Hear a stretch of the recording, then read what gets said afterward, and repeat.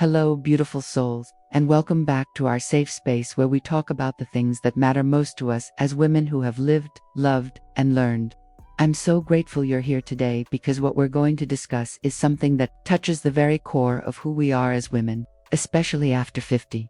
Let me ask you something, and I want you to really think about this. Have you ever looked in the mirror and felt like something fundamental was missing? Not just physically, but emotionally, intimately. Have you ever wondered if the woman you used to be, the one who felt desire, pleasure, and deep connection, was somehow broken or lost forever? If you're nodding your head right now, if you're feeling that familiar ache in your chest, I want you to know that you are not alone. Today, we're going to talk about something that millions of women experience but rarely discuss openly: the feeling of being intimately broke after 50, and how speaking up about it can transform everything. I'm going to share with you a story that might sound very familiar, some truths that our culture has kept hidden from us, and most importantly, practical steps that can help you reclaim not just your intimate health, but your entire sense of self as a vibrant, deserving woman. Because here's what I know to be true: you are not broken. You are not too old, and it is never too late to feel whole again. In this video, we're going to explore why so many of us feel this way, what's really happening in our bodies and minds, and how one simple act, speaking up, can be the key that unlocks a door you thought was closed forever. So grab your favorite tea, get comfortable, and let's have this important conversation together. Let me tell you about Sarah. Sarah is 54, a mother of 2 grown children, and she's been married for 28 years. On paper, her life looks pretty good. She has a stable job, a nice home, and a husband who loves her. But behind closed doors, Sarah has been carrying a secret that's been eating away at her for the past 5 years. It started gradually, so slowly that she almost didn't notice at first. The desire that used to come so naturally began to fade. Intimacy with her husband became something she dreaded rather than anticipated.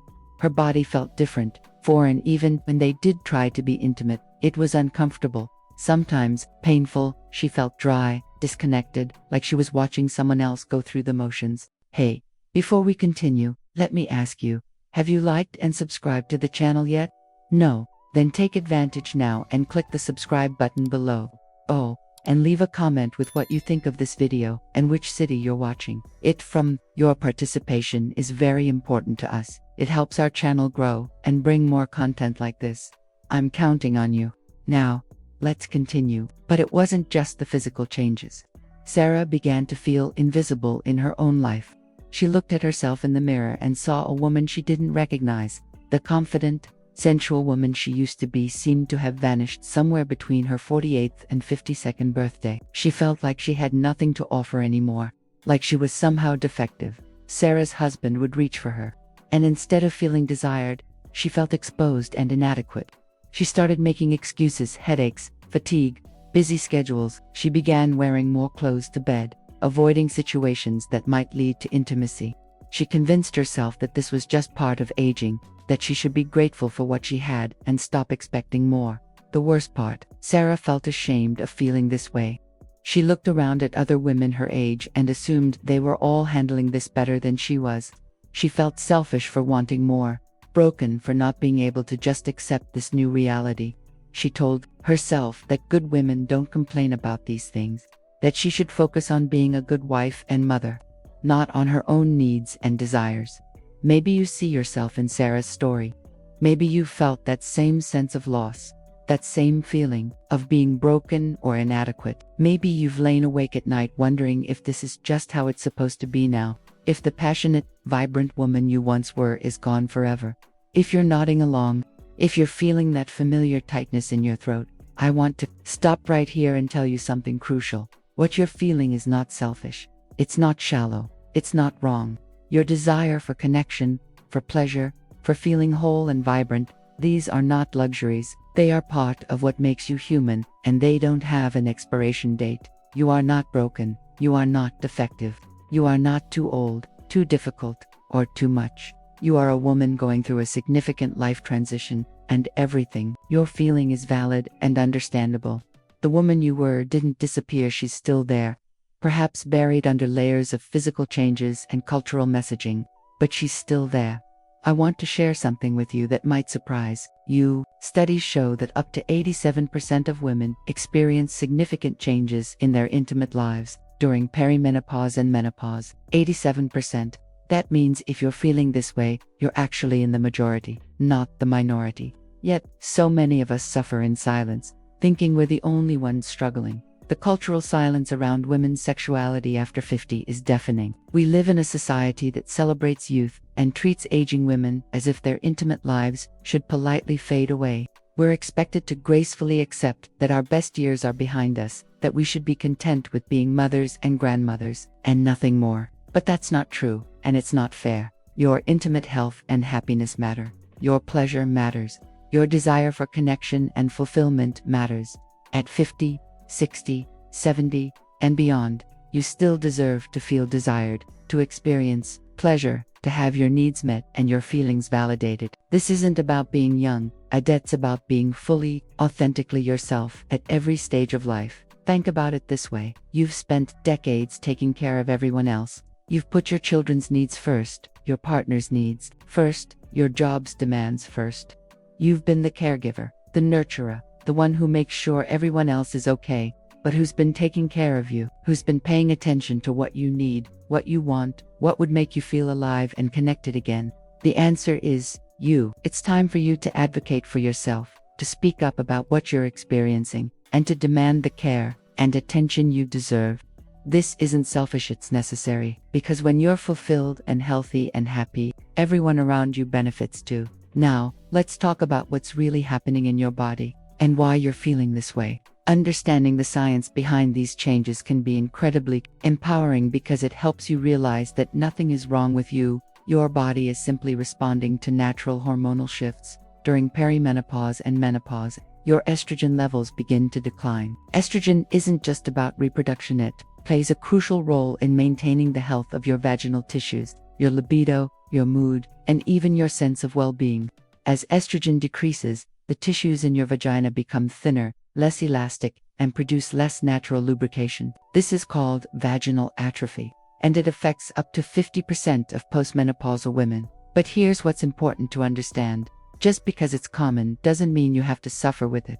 Just because it's natural doesn't mean there aren't solutions. Your body is changing, yes, but that doesn't mean your intimate life has to end, or that you have to accept discomfort as your new normal. Let's also talk about testosterone. Most people think of testosterone as a male hormone, but women produce it too, and it plays a significant role in your libido and overall sense of vitality.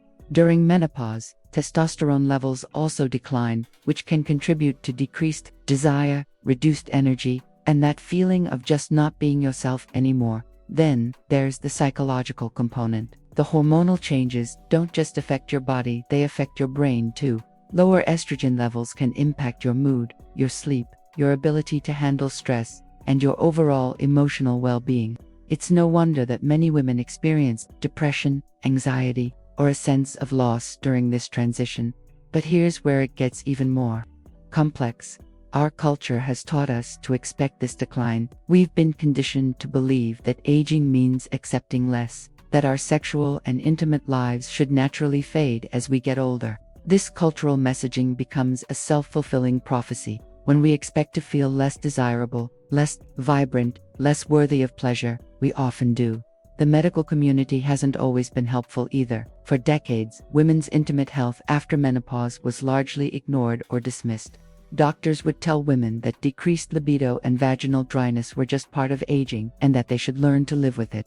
Many women were made to feel like they were being dramatic or overly concerned with something that wasn't really a medical issue. Thankfully, this is changing. We now have a much better understanding of how hormonal changes affect women's intimate health, and there are many more treatment options available than there were even 10 years ago. But there's still a lot of catching up to do, and many women still aren't getting the information and support they need. Let's also address the relationship component. When you're dealing with physical discomfort, decreased desire, and changes in your body, it's natural for intimacy with your partner to be affected. But often, couples don't know how to talk about these changes. Partners may interpret your decreased interest as rejection or lack of love. You might feel guilty or inadequate for not being able to respond the way you used to. This creates a cycle where anxiety about intimacy makes the problems worse. When you're worried about whether sex will be painful or whether you'll be able to get aroused, it becomes even harder to relax and enjoy the experience. Your body tenses up, which makes physical discomfort more likely. Your mind becomes preoccupied with worry instead of being present in the moment. But here's something crucial to understand: your body's changes don't define your worth or your capacity for pleasure and connection. Yes, things might feel different than they did when you were 25 or 35, but different doesn't mean worse. It just means different, and with the right approach, it can still be wonderful.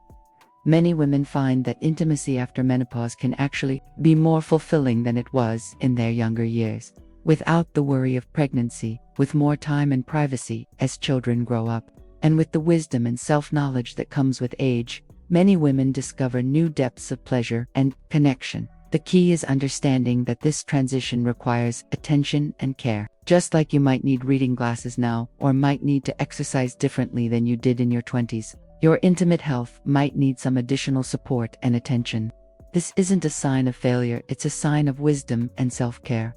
Let's talk about sleep too, because it's connected to everything else. Hormonal changes can significantly disrupt your sleep patterns. You might find yourself waking up multiple times during the night, dealing with hot flashes, or just not feeling rested even after a full night's sleep. Poor sleep affects your mood, your energy levels, your ability to handle stress, and yes, your libido too. And then there's weight gain. Many women notice changes in their body composition during menopause: weight gain around the midsection, changes in muscle mass, shifts in how their clothes fit. These changes can affect how you feel about your body and your comfort with intimacy. It's important to remember that these changes are normal and that your worth isn't determined by your weight or how closely your body matches societal ideals. Stress of this life transition can't be overlooked either. This is often a time when you're dealing with aging parents, children leaving home, career changes, or other major life shifts. Stress is one of the biggest libido killers there is.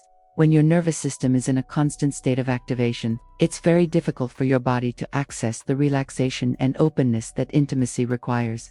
All of these factors, hormonal, physical, psychological, relational, and social, interact with each other in complex ways. That's why there's no single solution that works for everyone. What works for your friend might not work for you, and that's okay. The important thing is to understand that solutions exist, and that you deserve to find what works for your unique situation. The first step in finding solutions is understanding that this isn't your fault and it's not something you just have to accept. Your body is going through changes, but with the right support and information, you can navigate these changes in a way that allows you to continue feeling vibrant, connected, and fulfilled.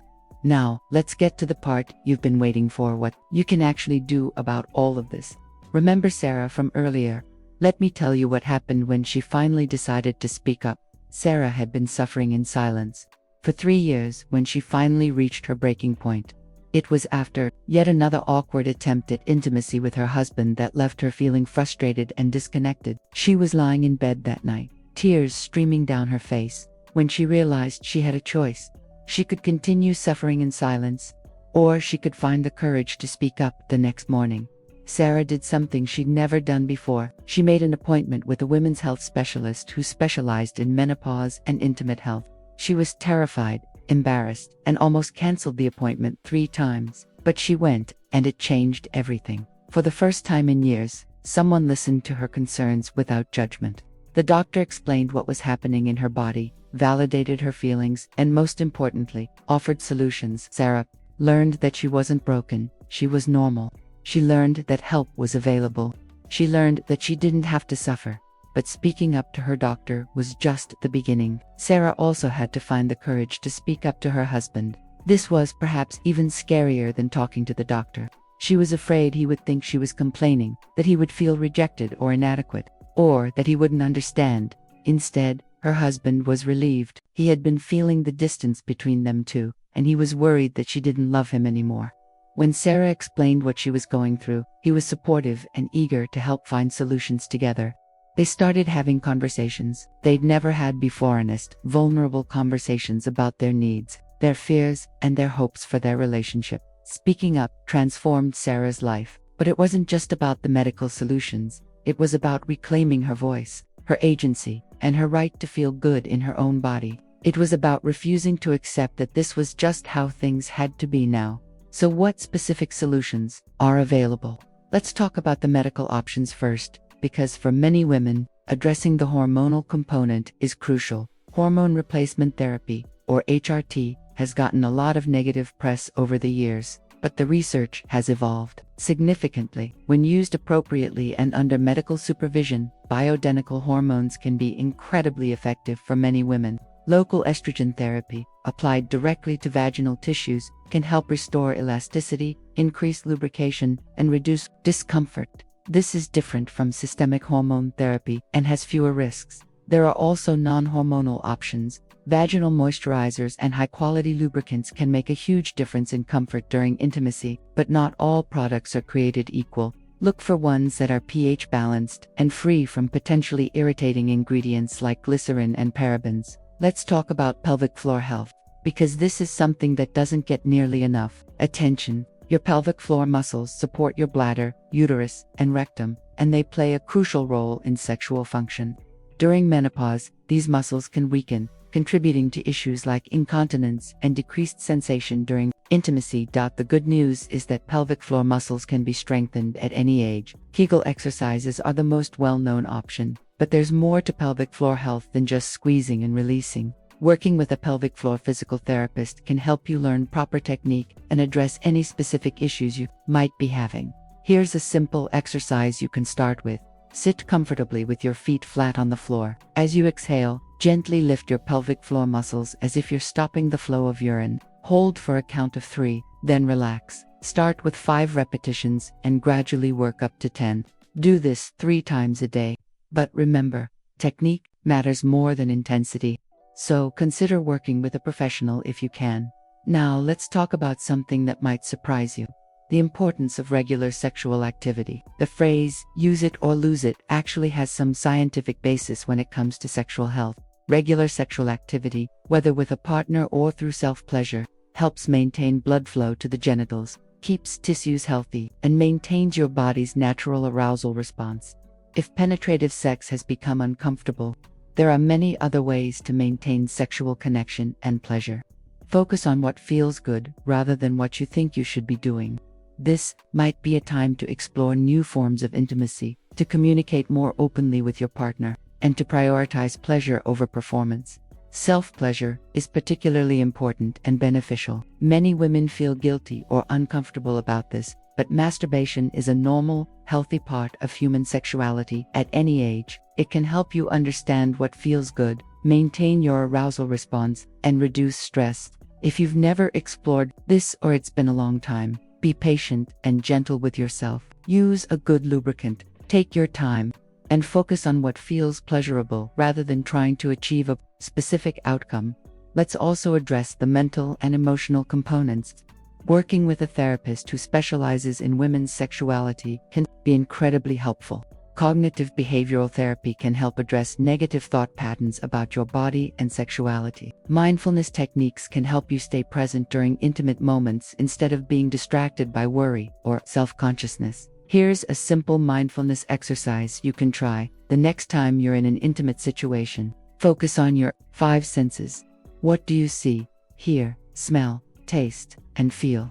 When your mind starts to wander to worries or judgments, gently bring your attention back to these sensory experiences. This takes practice, but it can significantly improve your ability to be present and enjoy intimacy.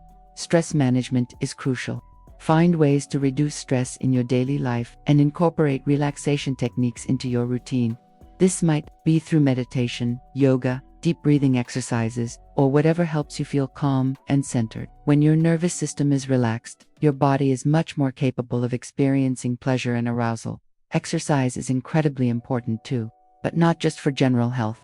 Regular physical activity improves blood flow throughout your body, including to your genitals. It also helps maintain muscle tone, improves mood, and increases energy levels. You don't need to become a marathon runner even. A 30-minute walk most days of the week can make a significant difference. Strength training is particularly beneficial for women over 50. It helps maintain bone density, improves metabolism, and can make you feel stronger and more confident in your body. Many women find that feeling physically strong translates to feeling more sexually confident as well. Let's talk about nutrition. What you eat affects your energy levels, your mood, and your overall health. Foods rich in phytoestrogens, like soy products, flax seeds, and legumes, may help support hormonal balance. Foods rich in omega-3 fatty acids, like fatty fish and walnuts, can help with vaginal dryness and overall inflammation. Staying well hydrated is important for all bodily functions, including sexual health. Some women find that certain supplements can be helpful. Black cohosh, red clover, and evening primrose oil are commonly used for menopausal symptoms, though it's important to talk to your healthcare provider before starting any supplements, especially if you're taking other medications. Sleep hygiene is absolutely crucial. Create a sleep environment that's cool, dark, and comfortable. Establish a regular bedtime routine. Limit caffeine and alcohol, especially in the evening. If hot flashes are disrupting your sleep, talk to your doctor about management strategies. Good sleep affects everything: your mood, your energy, your stress levels, and your libido. Now let's talk about communication with your partner. This can be the most challenging part for many women, but it's also one of the most important. Many women worry that talking about these issues will hurt their partner's feelings or make them feel inadequate. But in most cases, partners are relieved to understand what's happening and eager to help find solutions. Start with a conversation outside the bedroom. When you're both relaxed and won't be interrupted, you might say something like, "I've been noticing some changes in my body lately, and I'd like to talk about how we can navigate this together." Be honest about what you're experiencing, but also emphasize that you love your partner and want to work together to maintain intimacy. Be specific about what you need. This might be more time for arousal, different types of stimulation, the use of lubricant, or changes in positions or activities. Many partners are happy to make adjustments. They just need to know what would be helpful. Don't be afraid to suggest seeing a couples therapist or sex therapist together. Many couples find this incredibly helpful, even if their relationship is generally strong. A professional can provide tools and techniques for improving communication and intimacy. Here's something important. Redefine what intimacy means to you. Our culture has a very narrow definition of sexual success, but intimacy is so much broader than that.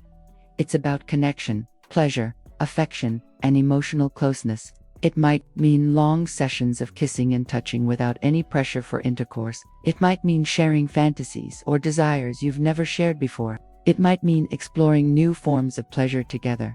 Many couples find that this transition actually improves their intimate relationship because it forces them to communicate more openly and explore new possibilities. When you can't rely on the same old patterns, you're forced to be more creative and intentional about pleasure and connection.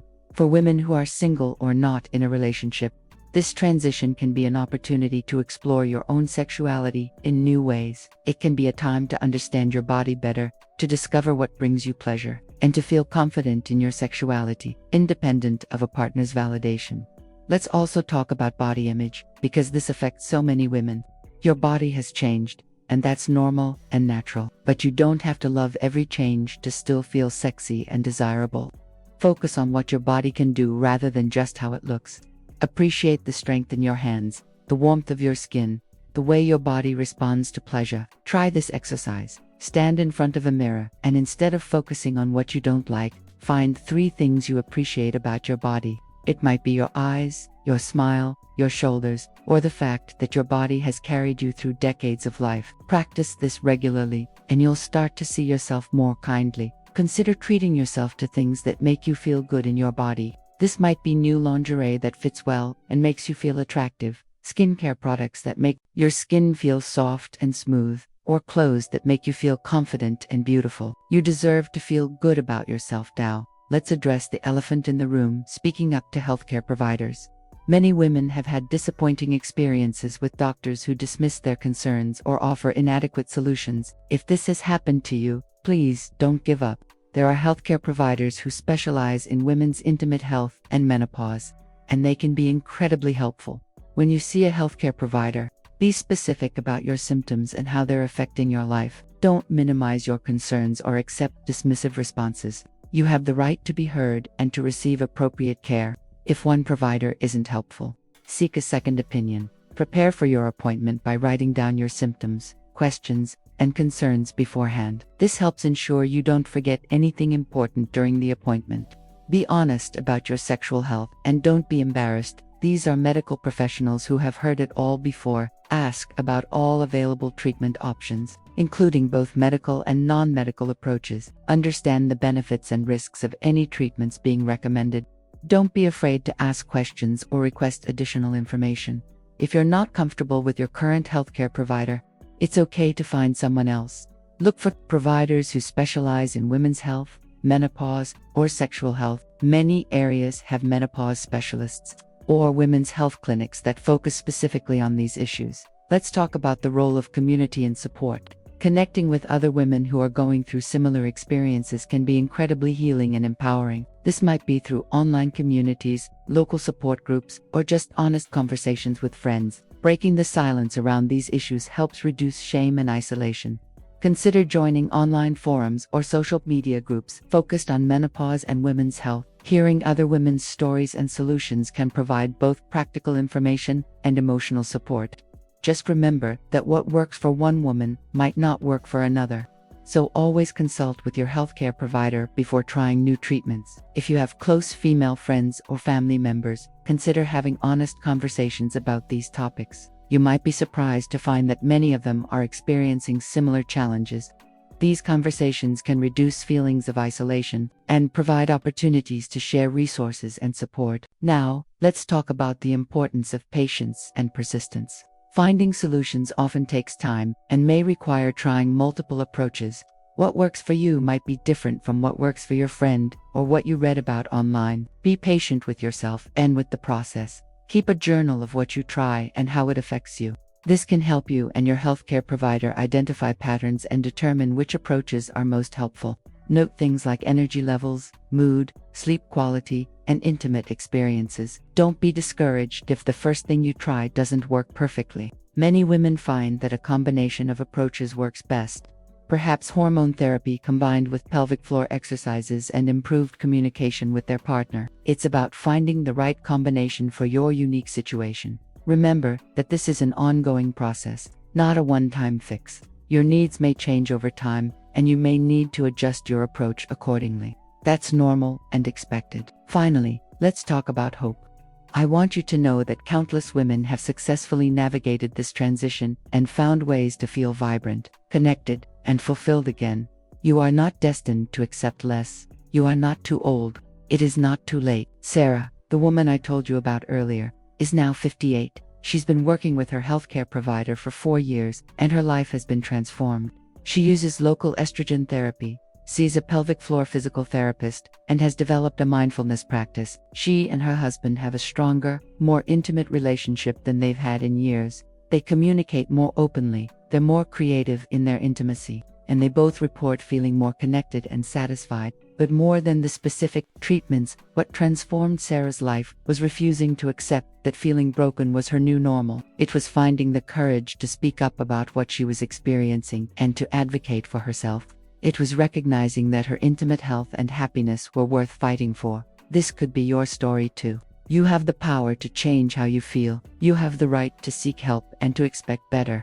You deserve to feel good in your body and to have fulfilling intimate experiences, regardless of your age. Let's go deeper into some advanced strategies that can help you not just manage symptoms, but truly thrive during this transition. These are approaches that address the whole person body, mind, and spirit. First, let's talk about nervous system regulation. When you've been living with chronic stress, pain, or disconnection from your body, your nervous system can get stuck in a state of This makes it very difficult to access the relaxation and openness that intimacy requires. Learning to regulate your nervous system can be transformative. One powerful technique is called vagal toning. Your vagus nerve is the longest nerve in your body and plays a crucial role in your ability to feel safe, calm, and connected. Simple practices like humming, singing, gargling, or doing gentle neck rolls can help activate your vagus nerve and shift your nervous system into a more relaxed state. Another approach is somatic, experiencing learning to tune into your body's sensations and responses. Many women have learned to disconnect from their bodies as a way of coping with discomfort or trauma. But reconnecting with your body's wisdom can be incredibly healing. This might involve working with a somatic therapist or simply practicing body awareness exercises. Try this simple exercise. Lie down comfortably and place one hand on your chest and one on your belly. Breathe naturally and notice which hand moves more. If it's the hand on your chest, practice breathing more deeply into your belly. This activates your parasympathetic nervous system, which is responsible for rest, digestion, and sexual arousal. Let's also address the spiritual dimension of this transition. Many women find that menopause is not just a physical change, but a spiritual transformation. It can be a time of letting go of old identities and roles, and stepping into a new phase of life with different priorities and perspectives. Some women find it helpful to create rituals around this transition, perhaps a ceremony to honor the woman you've been and welcome the woman you're becoming. This might involve writing letters to your younger self, creating art that expresses your feelings about this transition, or simply taking time to reflect on what this change means to you. Consider exploring practices like meditation, yoga, or other spiritual disciplines that resonate with you. These practices can help you feel more connected to yourself and more accepting of the changes you're experiencing. Now let's talk about the power of pleasure, not just sexual pleasure, but pleasure in all areas of your life. Many women have spent decades prioritizing everyone else's needs over their own. This transition can be an opportunity to reclaim your right to pleasure and joy. What brings you pleasure? It might be a hot bath with essential oils, a massage, dancing to your favorite music, spending time in nature, or reading a good book. Make a list of things that bring you joy and commit to incorporating them into your life regularly.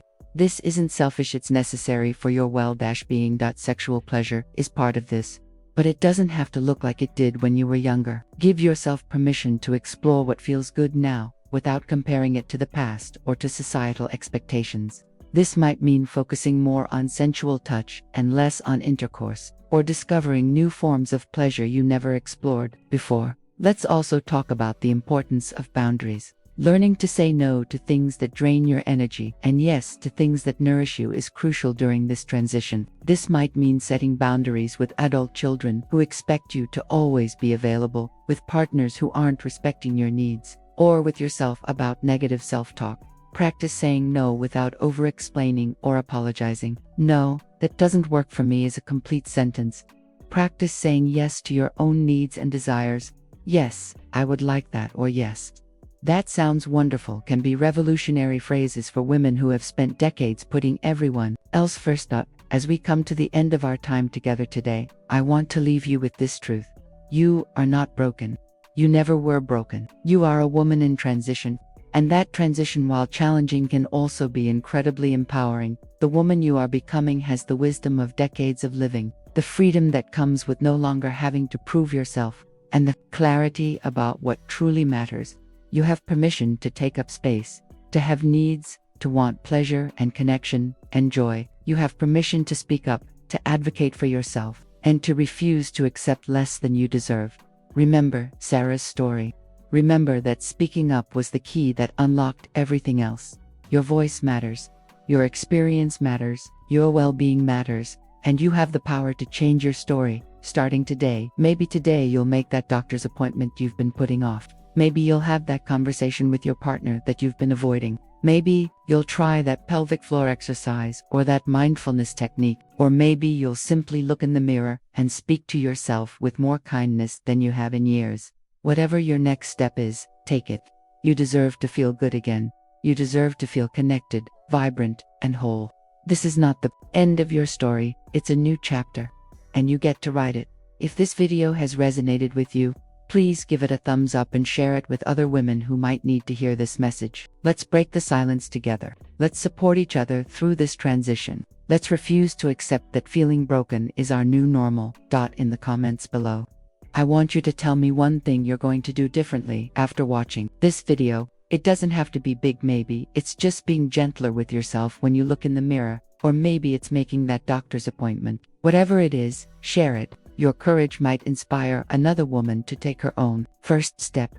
Remember, beautiful soul, you are not broken. You are evolving. You are becoming. and the best is yet to come. This is not the end, it's a new beginning. You deserve to feel good again, and I believe in your power to make that happen. Thank you for spending this time with me today.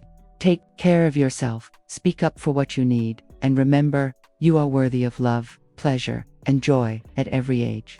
Until next time, be gentle with yourself and know that you are not alone in this journey.